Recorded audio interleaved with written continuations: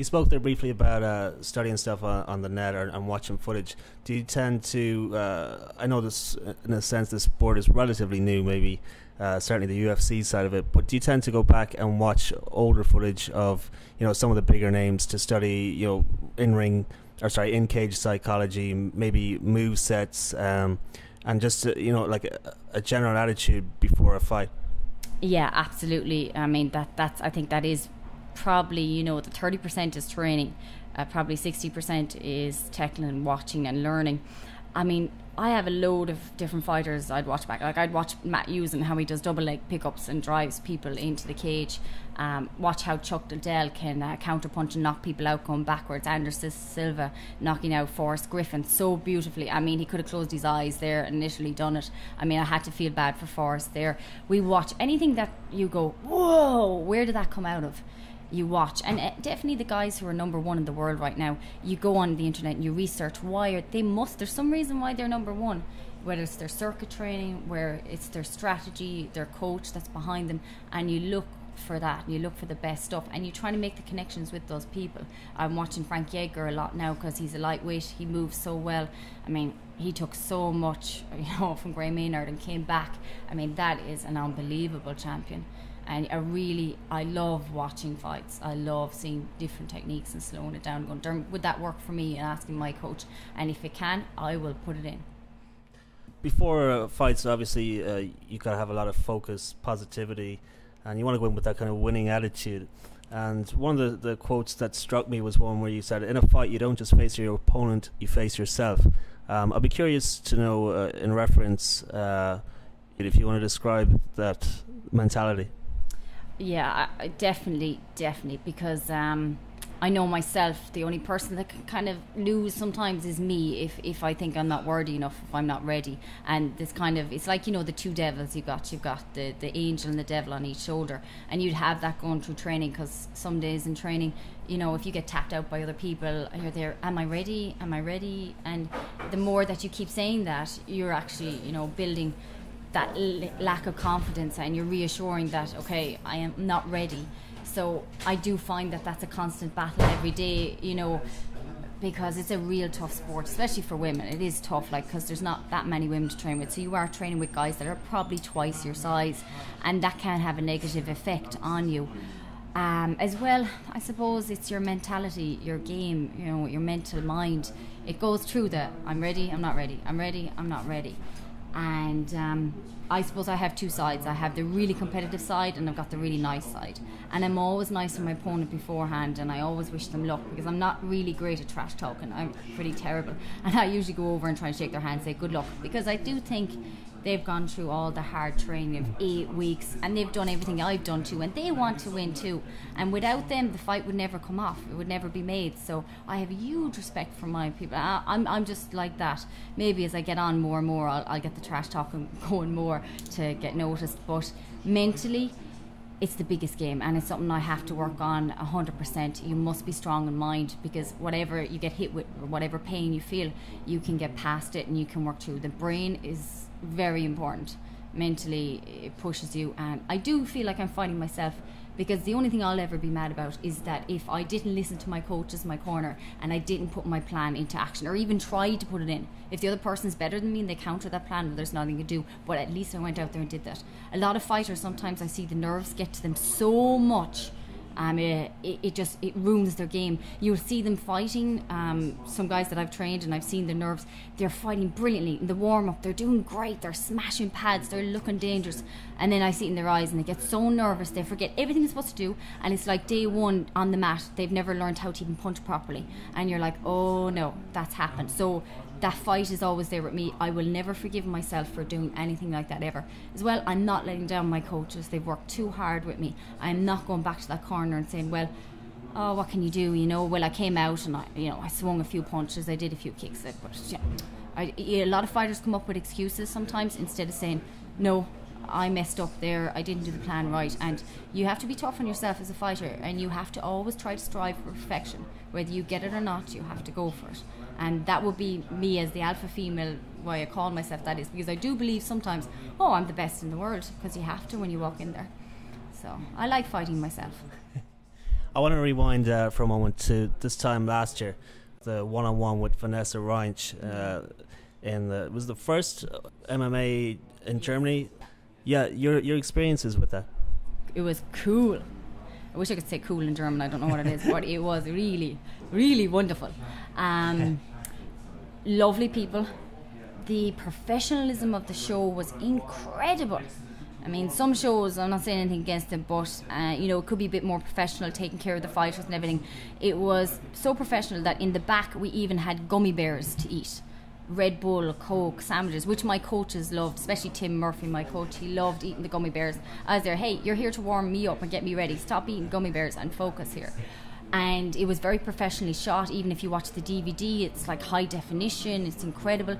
And they were the nicest people. They really wanted to push MMA in a positive light, and I have to thank the girl that agreed to fight me, Vanessa Reinsch, because I know there was a little bit of difference in weight there, and she really came up to the challenge and she fought me, and I have 100% respect for her.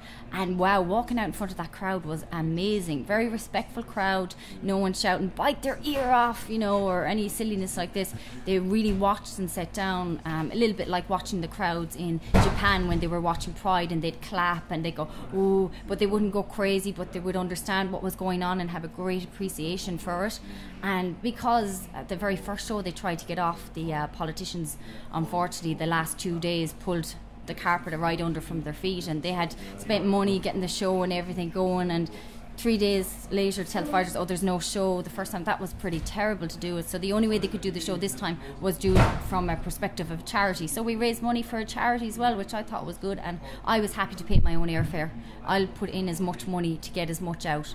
And Vanessa is a friend of mine now. She was over only a couple of months ago. We were training and laughing, having the rematch. It was a bit like Rocky 3 with Apollo Creed and Rocky have the little unseen fight again. And it's nice to have the girls and have them as friends now when I fight. And last year was tough because for about a year and a half I had very bad hip pain, and no one could tell me what was wrong. It took me a long time, but we found out eventually after that fight that I had torn a muscle in behind my hip joint, so I had to go and have surgery. So for the last 3-4 months I've been in rehabilitation and trying to get better, and it's going well now. We're back on track, and at least now I know what the pain is. But no fighter goes into a fight without having a little bit of injuries. But Germany was awesome, and Berlin is beautiful, and it was kind of Christmassy too, so I got some Christmas shopping done today as well. So hey, what else could a girl ask for?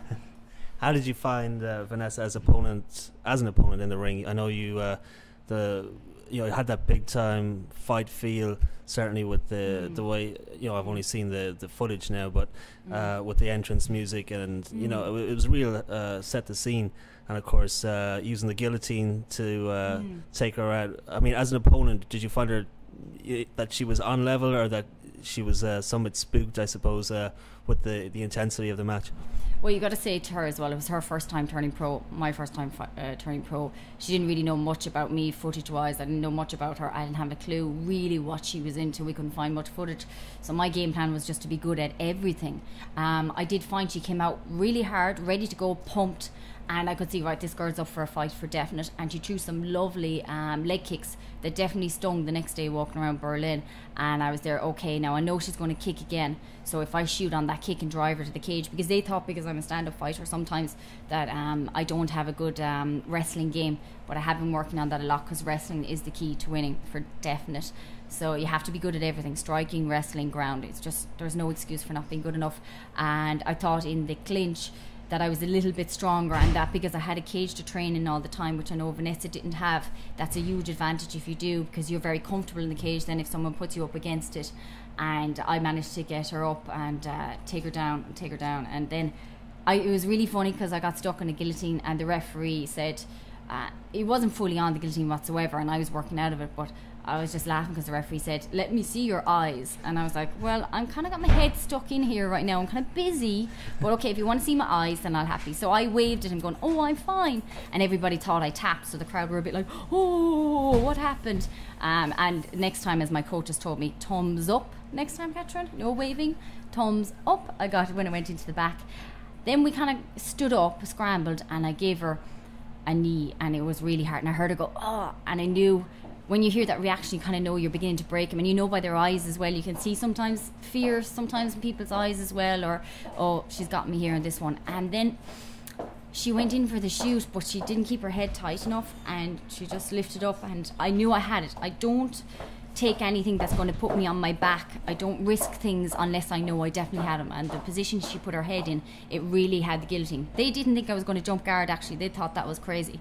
To me, I felt it was just natural. Jump guard, take the guillotine. And I had it on for about 10-15 seconds, and I knew myself, because it's the one thing I always like to do, if it isn't working, bin it, as Rosie Sexton said to me a long time ago. Don't stay, because you see that a lot. People hold on to guillotines, burn out their hands, hold on to arm bars that aren't working, instead of going, okay, this isn't working, what's the next plan? Hustle, get back up to your feet. So, I mean, she was a very good opponent. She did give up a bit of weight fighting me. We made it a good show. A lot of people afterwards thought that it was really nice, and there was good technique used. So that's always a great compliment. You hear that technique, not just stand there and brawl and how hard can you hit, because I want to see the girls come up to a better level, you know. What goes through your mind before you go out there when you're standing behind the curtain and you hear that kind of the music start to get you psyched? What kind of thoughts run through your head? Are you going out there, you know, with one thing on your mind, and that's getting the hand raised? It's a very good point. That I have a physio for about 7-8 years, and he gave me good advice there about 2 years ago. He said, don't worry about the result of the fight, you know, of course you want to win. Just think about the first minute or two. What's the plan? What's the first form of attack? And I always try to think, whatever it is, if I can get it done within that first 2 minutes, I've achieved my first goal.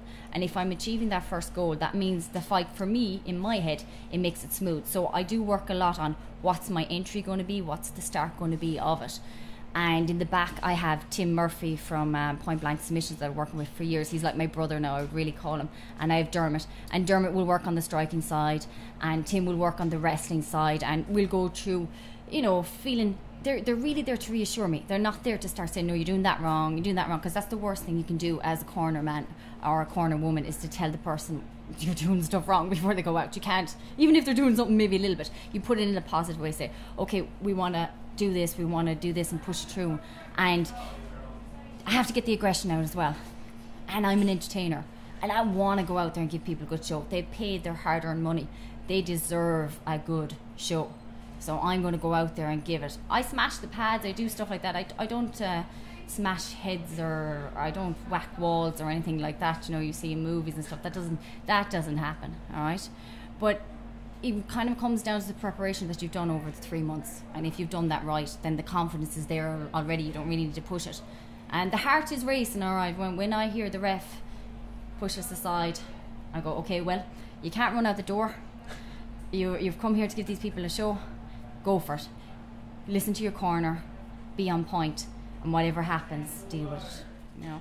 Does having a kind of side name like the alpha female become a character? Do you find yourself change from like A to B behind the curtain when you step out into the arena to perform?